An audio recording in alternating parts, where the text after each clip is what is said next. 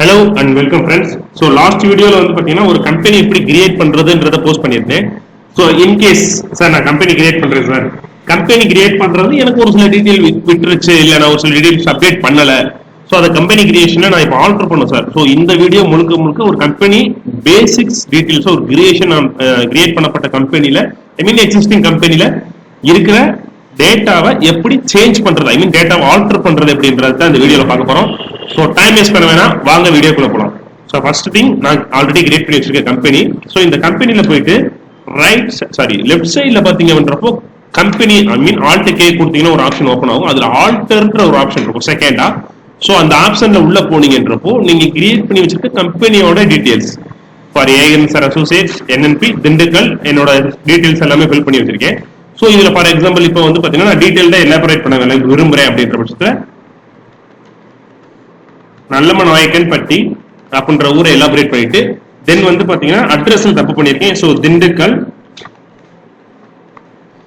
திண்டுக்கல்னு கொடுக்குறேன்.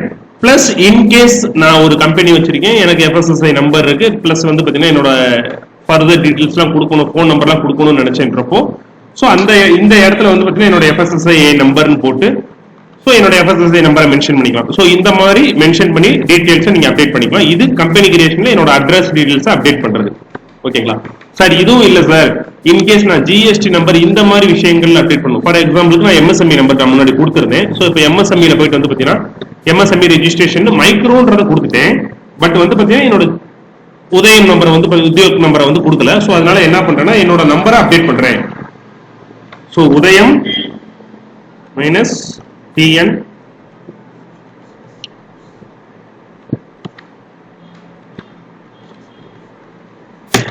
சோ என்னோட எம்எஸ்எம்இ நம்பரை மாத்துறேன்றப்ப அடுத்த செகண்டே எனக்கு என்ன ஆச்சுன்னு பாத்தீங்கன்னா எனக்கு இதை எந்த டேட்ல இருந்து நான் மாத்திக்கேன்னு கேட்கும்.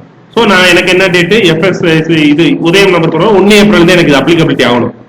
சோ 1 ஏப்ரல்ன்றதை செலக்ட் பண்ணிட்டு சோ இப்போ கண்ட்ரோல் ஏ கொடுத்துட்டேன் அப்படின்ற பட்சத்துல சோ இப்போ என்னோட வவுச்சர்ல சேல்ஸ்ல போயிட்டு நான் ஃபார் எக்ஸாம்பிள் ஏதாவது ஒரு ரஃபா ஒரு பில் பிரிண்ட் போட்டு கொடுக்குறேன் பாக்குறேன்னு வச்சுக்கோங்களேன். ஸோ எனக்கு ஆட்டோமேட்டிக்கா என்ன பண்ணிடுது, என்னோட உதயம் ரிஜிஸ்ட்ரேஷன் நம்பர் பிளஸ் என்னோட ஜிஎஸ்டி நம்பர் என்னோட உதயத்தோட கேட்டகரி என்ன கேட்டகரியில் இருக்கேன்றது எனக்கு வந்துருது. ஸோ இந்த மாதிரி ஒரு கம்பெனி டீடைல்ஸை ஆல்டர் பண்றோம் அப்படின்ற பட்சத்தில் பர்டிகுலரா அட்ரஸ்ல ஆல்டர் பண்றோம் மேஜர் சேஞ்சஸ் இருக்காது. பட் F11ல ஜிஎஸ்டி நம்பரையோ இல்ல வேற ஏதாவது ப்ரோஸ்பெக்ஷன் நம்ம மாத்துறோம் அப்படின்ற பட்சத்தில் கம்பல்சரி அதுக்கான எஃபெக்டிவ் டேட் கேட்கும். ஸோ இப்போ எக்ஸாம்பிள் வந்து பாத்தீங்கன்னா இந்த இடத்துல வந்து பாத்தீங்கன்னா நான் நோன் கொடுக்குறேன்னு வச்சுக்கோங்களேன், நோன் கொடுத்து நான் பில்ல சேவ் பண்றேன் அப்படின்ற பட்சத்துல எனக்கு எந்த ஆப்ஷன் இருக்காது. இதே இது ஜிஎஸ்டி நம்பரோ இல்ல மேஜரா ஏதாவது ஒரு கான்செப்டை நான் மாத்துறேன் அப்படின்ற பட்சத்துல எனக்கு கண்டிப்பா அந்த ஆப்ஷனுக்கு வந்து பாத்தீங்கன்னா எந்த டேட்ல இருந்து இதை நான் எஃபெக்டிவா எடுத்துக்கணும் அப்படின்றத கேட்கும். ஸோ அதனால பெட்டர் தென் ஒரு டேலி நாலேஜ் இல்லைன்னா டேலி அட்வைஸ் இல்லாம கம்பெனி டீடைல்ஸ் அட்ரஸ் ஆல்டர் நீங்க பண்ணிக்கலாம். பட் F11ல எனேபிள் பண்றப்போ கம்பல்சரி உங்களோட ரெஸ்பெக்டிவ் டேலி அட்வைசர்ஸ் கான்டாக்ட் பண்ணுங்க. ஸோ தேங்க்யூ, தேங்க்ஸ் ஃபார் வாட்சிங். இது ஒரு இனிஷியலா எப்படி ஆல்டர் பண்றதுன்றதுக்கான ஒரு வீடியோ. தேங்க்யூ, தேங்க்ஸ் ஃபார் வாட்சிங்.